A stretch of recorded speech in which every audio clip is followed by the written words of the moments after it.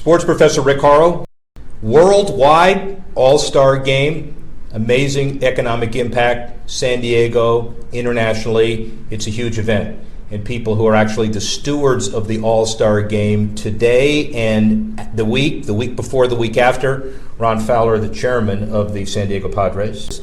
Bud Selig designates San Diego as the host city in 2005 and 2015, and from that point, San Diego's been nothing but excited about the Padres. All the hotels, the Embarcadero, everybody excited about it on and off the field. The Padres really important in this whole issue as well as the All-Star game. Ron, how do you feel about the week?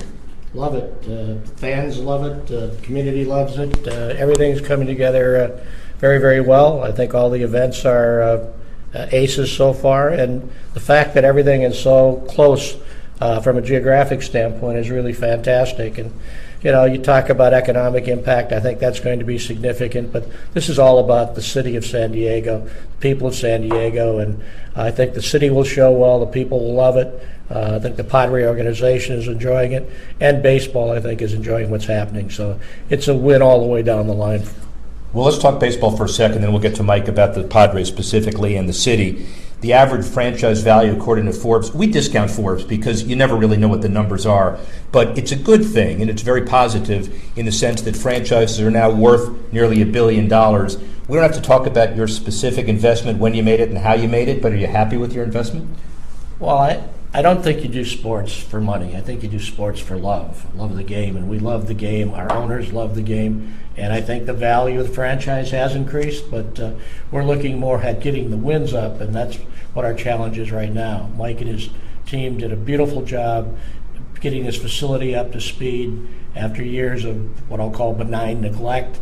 But the facility itself is great. Now we just have to have some winning baseball, and when we get there, then we'll accomplish what we need to accomplish.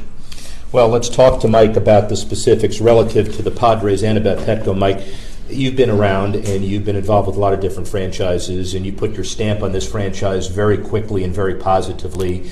Are you excited about what's happened in the last couple of years under your stewardship? Well, it's been a busy couple of years for sure. I mean, it starts with Ron and Ron's partner Peter Seiler, our entire ownership group, giving us the mandate to address the benign neglect, as Ron describes it. I like that term. I don't think I've ever heard that. But this is a well-designed ballpark, and I was very fortunate to be here, part of a team back in the '90s that worked on it. But it was like a great house that was never fully furnished, and I think what we've done over the last 4 years is catch up on some deferred maintenance. And we added the new Padres Hall of Fame 10 days ago as an example, which is open to just tremendous reviews by our fans. We never had a Hall of Fame. We had Hall of Famers, but never had a Hall of Fame. So that's just one example of telling the story of baseball history here. But as Ron said, it's about winning and losing, and we can do all those nice things to the ballpark, but we're going to be held accountable for how this team performs, and we're working hard on that front as well. You can easily look past benign neglect when you have a discussion about economic impact, clearly, and the numbers are all effectively subjective, but the average as far as the 5-year impact over the last 5 All-Star games, $85 to $90 million. Cincy, $60 million last year, but New York was nearly $200 million. So you're going to be on the high side because you're a tourist infrastructure community as well. And also the mentions. When you add up the number of times San Diego is mentioned, it's even hard to quantify. So comment on all that.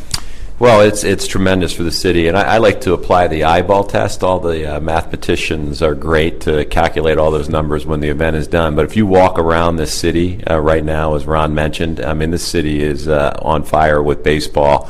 From FanFest, and by the way, the first 3 days from FanFest were record numbers. Over 50,000 people attended FanFest Friday through Sunday. We expect that to continue today and tomorrow.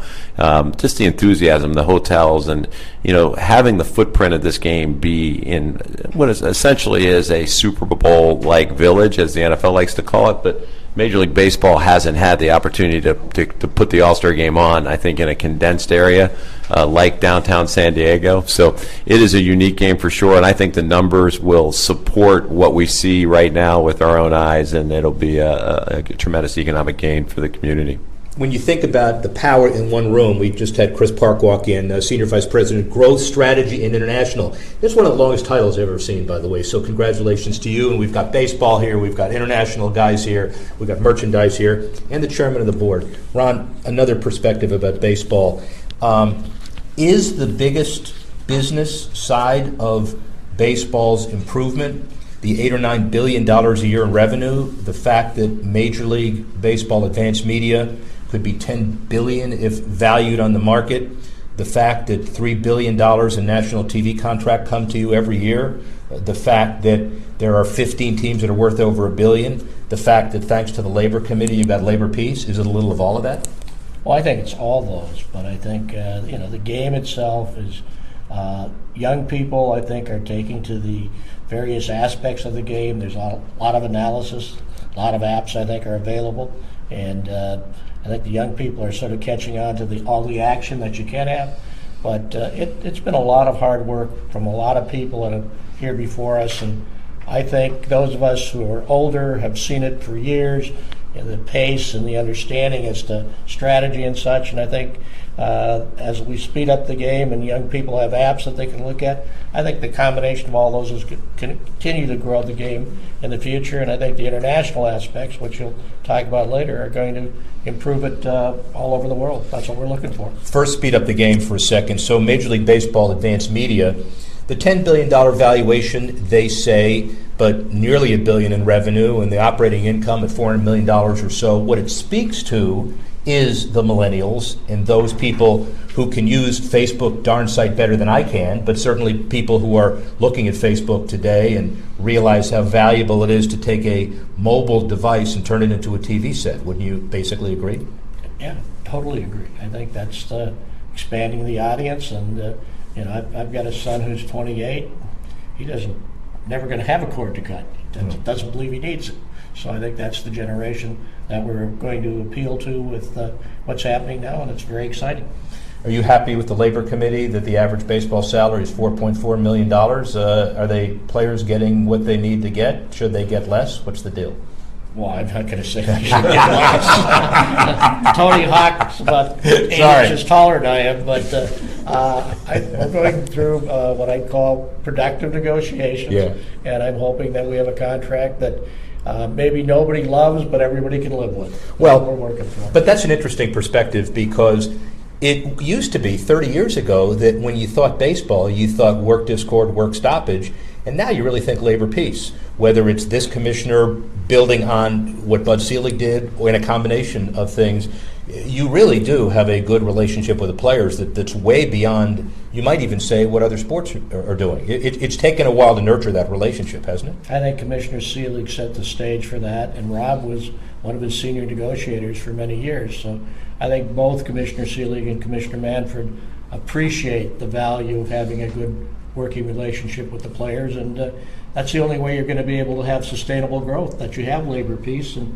as the water rises, ships will rise, and owners should do better, and so should the players. One TV question, then we'll get to Mike about international for a minute. So your TV deal, pretty significant, pretty good. The annual dollars, $50 million, but you're not really sure how you could define that perspective. But we're having some minor technical difficulties on the Facebook side, by the way. We're trying to thank you. Appreciate that. It is our it is our official Wayne Portillo, by the way, who is my executive development manager. Thank you very much. That's okay. It used to work. I don't know why that didn't work, but that's fine. That all it is battery. Are we okay? Everything good? So I'm better without the picture, so we're good. No. We can default to audio, and then we'll go back to telegraph. As far as as your television contract is concerned, this is not a resentment or a jealousy question. It's a matter of fact. When the Yankees have $200 million of annual revenue or so to spend on player acquisition, and other markets are limited, how do you deal with that? Or do you look at the fact that there are 24 playoff teams in the last 5 years, which is the most in baseball history, so people rise above the non-level playing field? Is there a way you look at that as from the market you're in? Well, I think before that, you have small markets, medium, and large markets. But we have revenue sharing. And the reason we have revenue sharing is to cover up some of those disparities. Yeah. And one of the things I've learned is that just like death and taxes, large markets will think they're paying too much in revenue sharing, and small markets will think they're not getting enough. So that's just something we work with, and I think baseball does a good job of balancing that, distributing revenue, setting up things so that smaller, medium market teams can compete. And you just talked about 24 different playoff teams, and I think that speaks to it happening and working. Well, and Rob Manfred's opening letter to the fans talk about 15 years without a repeat World Series champion, which is also, when you think of that, an amazing perspective. It is, and the interesting thing is I'm going to go listen to two groups momentarily that are going to, one is going to tell me that it's not working, and one's going to tell me it's working too effectively. So, well, but see, you sound like the definitive compromiser is what you sound like. I'm a centrist is what I am. A centrist. You need to work with a centrist. Mike, one more comment from you about international, because it's important from our Reuters perspective and our Reuters audience. World Baseball Classic, Olympics, 170 countries and 13 languages, including another language today, the All-Star Game. What is the future of Major League Baseball internationally? Well, I mean, I hope it's robust, and I'll defer to Chris Park, who'll be on here in a few minutes to talk about it. But clearly, Commissioner Manfred has made it a early objective and a priority of his commissionership to prioritize Mexico as one example, where we just returned today from dedicating the first MLB All-Star Game legacy project outside of the United States down in Tijuana at the Boys and Girls Club. It was great to see that. We played in Mexico in March, an exhibition two-game series against Houston.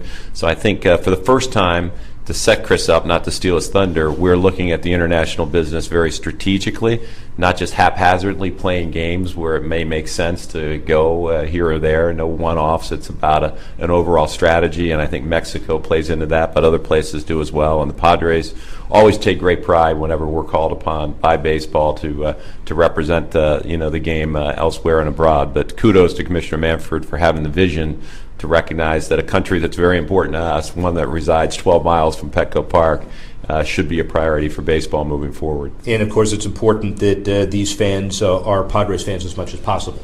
No question. It's our home market. Yeah. It's not even outside of our market. Tijuana is Padres' home territory, and Eduardo Ortega, who you're going to have on, is the voice of the Padres, not just here north of the border with those fans who listen Spanish language, but many throughout Baja California as well. And I'm just, before we finish, Eduardo, I'm just going to give you a 2-minute notice when you're on. I want you to crank up the best possible call you have in your language relative to the Padres. All right, so I want you thinking about that. And Chris, we're not stealing your thunder. You'll be on in a second. But just, Mike, from your perspective on Petco, amazing evolution of Petco. I know a lot of, having been in the facility business, you build it once, you take advantage of it, then you come back 15 years later and say, give me more.